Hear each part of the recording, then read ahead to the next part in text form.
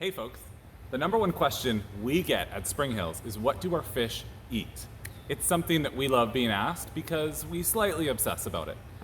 Before our father started our first farm 25 years ago, he actually worked in fish feed sales, working with farms all across the province to create feeds that not only made the fish happy and healthy and grow well, but also taste so darn delicious.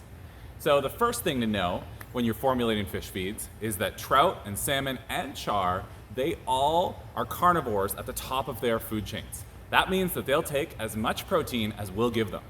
So all of our feeds are heavy on protein, and then they're rounded out with the fat, carbohydrates, vitamins, minerals, and antioxidants that they need to thrive. It looks like this. So it's different sizes. That's for some of our bigger fish, all the way down to a fine powder for the little guys.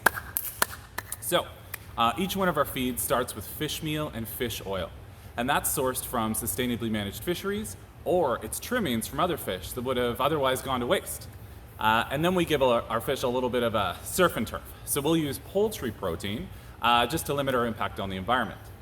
Next up, we'll have carbohydrates like corn, and then we have a blend of vitamins, minerals, and antioxidants.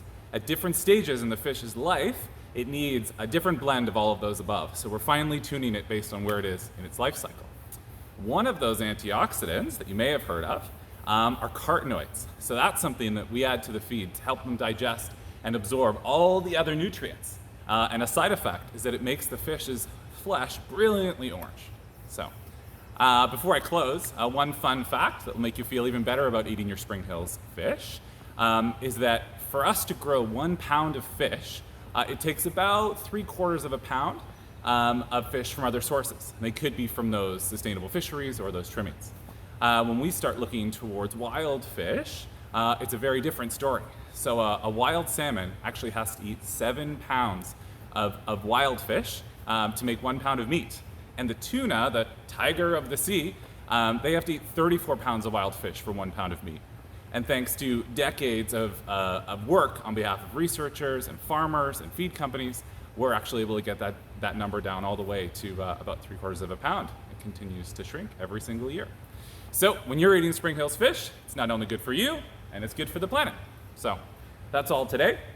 And if you have any other questions, we would love to hear them, and we'll see you on your doorstep soon.